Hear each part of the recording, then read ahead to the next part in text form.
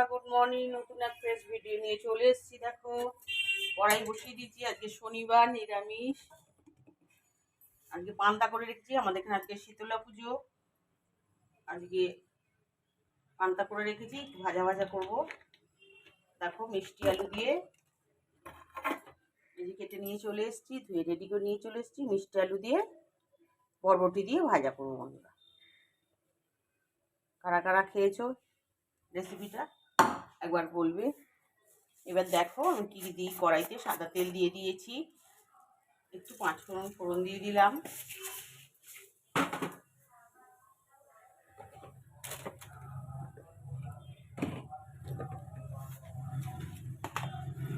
একটা শুকনো লঙ্কা ছিঁড়ে দিয়ে দিলাম।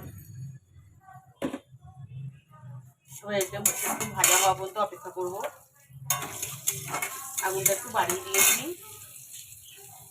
আগে আমি মিষ্টি আলুটা দেবো।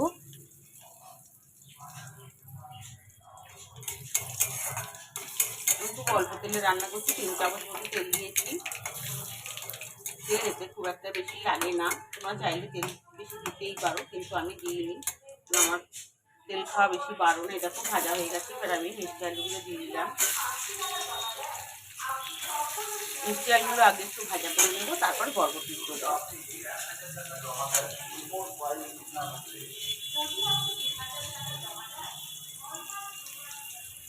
দিয়ে দিলাম, নাড়াচাড়া করবো।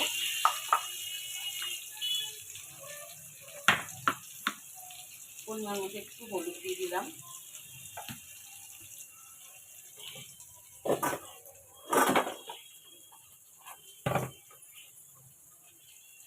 আমি এর পরিমাণ মতন, আলু পরিমাণ মতো নুন দিলাম। বরবটি যখন দেবো তখন বরবটি মেখে নিই, তখন নুন দেবো। আলুর মতো নুন দিলাম আমি, নাহলে আলুর মধ্যে নুনটা ঢুকবে না বন্ধুরা।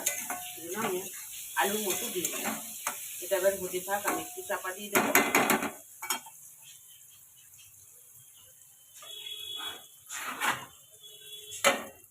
আমি কিছুক্ষণ পর ঘুরে আসছি। আগুনটা একটু কমিয়ে দিলাম। দেখো বন্ধুরা, চাপা উঠিয়ে নিয়েছি। এবার আগুনটা বাড়িয়ে দেবো, দিয়ে এবার বরবটিগুলো দিয়ে দেবো।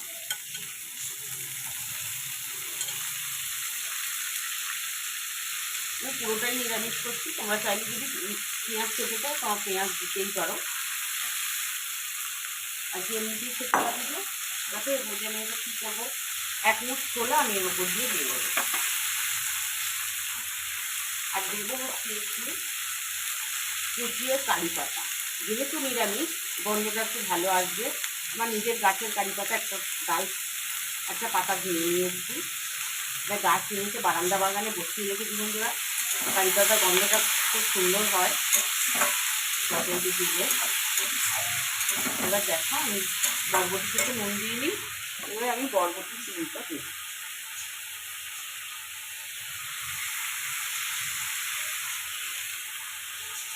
তোমরা নিজেরা পরিমাণ মতো দেবে, নিজেদের মতো।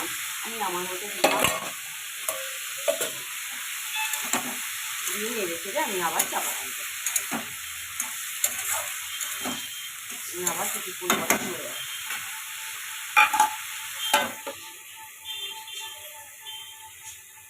বন্ধুরা তাকে এসে গেছি, চাপা খুলবো। এবার একটু দেরি হয়ে গেল আসতে, অনেক কাজ সেরে আসলাম বন্ধুরা। থাকবো না, বাড়িতে বেরোবো, পুজো দিতে যাবো। শীতলা মায়ের পুজো, মা শীতলার পুজো দিতে যাবো। দেখো, এটা আমার কমপ্লিট হয়ে গেছে। এইভাবেই তোমরা নেড়ে চেড়ে নামিয়ে নিয়ে একটু চাপা দিয়ে ভাজলে কি হয়, সিদ্ধটাও হয়ে যায়, এদিকে তেলটাও কম লাগে বন্ধুরা। আর একটু হেলথ কনসিয়াস, মানে তেল তো খাওয়া বেশি ভালো নয়। বন্ধুরা, কমপ্লিট হয়ে গেছে। টাটা বাই বাই, রাখছি, নমস্কার। এইভাবেই তোমরা বানিয়ে নেবে। কমপ্লিট তোমার রান্না।